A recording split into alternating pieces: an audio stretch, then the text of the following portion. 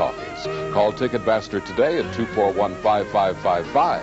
Taking care of Cleveland's own TV8.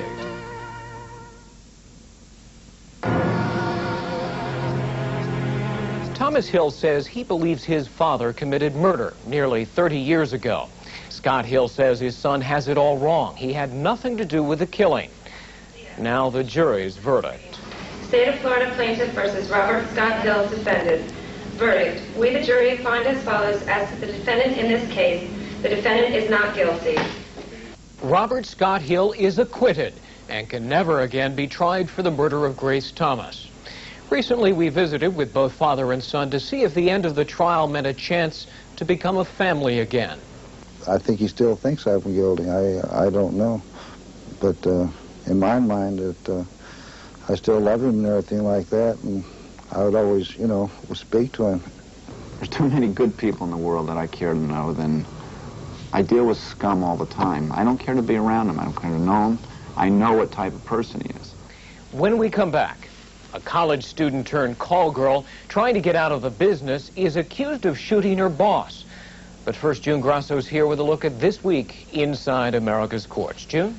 A heartbreaking case came to a close in Florida this week. Elizabeth England was misdiagnosed with breast cancer in 1992. On the advice of her doctors, her left breast was removed. It was a horrible sight. I mean, where my breast was these tubes and staples. So, I mean, I tried to prepare myself for it, but I just don't think you can prepare yourself for something like that. England sued 4 doctors for their roles in the unnecessary surgery, and this was the jury's verdict. We, the jury, return the following verdict. Was there negligence on the part of any of the defendants? Yes. The doctors were found negligent, and Elizabeth England was awarded $2.7 million. I am very glad that this is over with. It has been a nightmare, but hopefully it's over with now. England adds she's satisfied with the verdict. And a Michigan psychologist has pled guilty to charges he had sex with a patient. In February, we told you about Donald DeBolt, accused of having consensual sex with Nancy Couric. Under Michigan law, it's illegal to have sex with a patient who is unable to understand the consequences of her actions. DeBolt never took the stand, but Couric did. How did you feel about having sex with your therapist? I was scared, and I really didn't understand why it was happening, because I told him that I would rather that he fix my mind. 3 other women who asked to remain anonymous made similar allegations, but the jury was unable to reach a verdict. 1 week ago, DeBolt agreed to plead guilty to reduce charges. In exchange, prosecutors won't ask the judge to put DeBolt behind bars. Greg? When we come back, self-defense or attempted murder. The business arrangement between a pimp and a prostitute turns violent. Stay with us.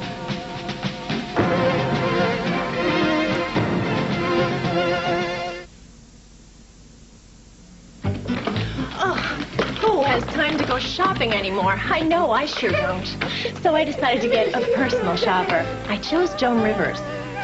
She likes what I like, and she gets the best price, too. Joan always finds the latest and greatest stuff.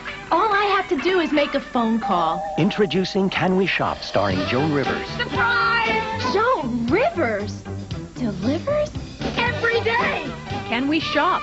Weeknights at 1 on TV8. Get rid of him. What are you thinking? You could do better. What if your parents despised your boyfriend? He's brainwashing her. He's controlling her. My 14-year-old daughter is 3 months pregnant by this man right here. I've got a problem with this. Would you push their patience to the limit? Was is no longer my boyfriend. He is yours someday. Right. Next, Montel Williams. Tomorrow morning at 10 on TV8. As high school comes to a close, seniors everywhere make special plans for their prom and graduation. And every year it seems we lose one of those promising young people to a drunk driving accident. In an effort to prevent such tragedy, TV8 and the Ohio Motorists Association joined together to sponsor the 10th annual SAD Workshop. Over 4,000 students gathered in the fight against drinking and driving. TV8 salutes these students for taking a stand on this critical issue. Taking care of Cleveland's own TV8. Miles has a dream about a male co-worker. There's nothing to be embarrassed about. Lots of people have homoerotic dreams. Have you? Are you kidding? Now he's confused about his own sexuality. Was he wearing a T-shirt with a picture of a woman on it with a big red line through it? Can he convince himself that he still likes the opposite sex? Guess I have only one thing on my mind. Or will Murphy have to rekindle his interest in women? I can't get turned on by you. You're as big as a house. Hey! On the next Murphy Brown. Tomorrow at 11:30 on TV8. Medicare has improved the way it pays claims for durable medical equipment, prosthetics, orthotics, and supplies. Claims are still filed the same way, only now they'll go to the Durable Medical Equipment Regional Carrier. Administar Federal, located in Indiana, is the administrator for your Medicare durable medical equipment claims. For any questions about your claim, call their toll-free number, 1-800-270-2313.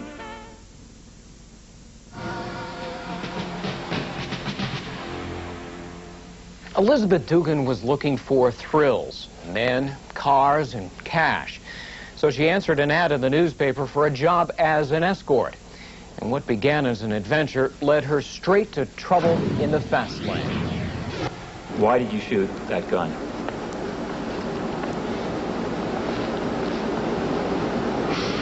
He had just tried to rape me, and I thought he was going to kill me, and I didn't know what else to do. Elizabeth Ann Dugan says it was self-defense. The prosecution says it was an attempted execution. On the afternoon of December 19th, 1991, this petite young woman says she fired a gun for the first time in her life and hit her target, her boss, a 6'3", 240-pound man, a guy who rented her out for $300 an hour. Robert Brad Staudinger was a pimp. He ran an escort service. And Elizabeth Ann Dugan, just 20 years old at the time, was one of his girls. She responded to this newspaper ad in April 1991. And it was fascinating to have sex for money with strangers. No, it wasn't fascinating to have sex for money with strangers. I enjoyed the company. I met these men. They enjoyed me. They made me feel good about myself. Elizabeth Dugan's life in the fast lane began in the shadow of New York City, Paramus, New Jersey. She lived with her family in this quiet suburban neighborhood, in this attractive two-story home. Her mother is a Korean immigrant. Her father died when she was just a few years old. Elizabeth Dugan took some college courses, even though she dropped out of Paramus High School in her senior year. She was listed in Who's Who in American high schools. Her picture appears in the 1989 Paramus High yearbook. One of her nicknames, Psycho. Somebody's been shot. Okay, where is the person that was shot? I haven't left my apartment. I heard them screaming in the hall. From head to toe, he was just covered with blood as if someone dumped a can of paint on him. Although Staudinger was shot in the head from behind, he was lucky. The bullets narrowly missed his vital organs. And he identified his attacker, call girl Elizabeth Dugan. He insinuated, I'm sure you wouldn't want your family to know about this. When investigators finally told her to come down to the police station, she agreed to give a videotaped statement. It was 11 days after the shooting. Dugan was arrested, but she denied the charge and provided an alibi. That day I was Christmas shopping in Newport. You were Christmas shopping where? Newport Cinema Mall in Jersey City. When she goes on trial for attempted murder and assault in December of 1992, Elizabeth Dugan changes her story. Now she claims she had a new boyfriend at the time and was trying to get out of the call girl business for him. But Brad was pressuring her to keep working. And she says the gunfire began after she agreed to talk things over at Brad's office. He was just angry with me, just like, you know, Elizabeth, you're costing me money. Why don't you work? These people don't want to see anybody else. And I'm just like, look, get another short blonde girl. This is not hard work. As the testimony unfolds here inside the courthouse, Brad Staudinger takes advantage of a New York rule that allows witnesses to elect not to be photographed inside the courtroom. It was an incredible explosion behind my head. At first, I didn't know what it was. It wasn't until I looked down at myself and I was completely covered with blood. Staudinger's story is he just hung up the phone when Dugan fired without warning and without provocation. I jumped on her and I tried to get the gun away. I was bleeding unbelievably.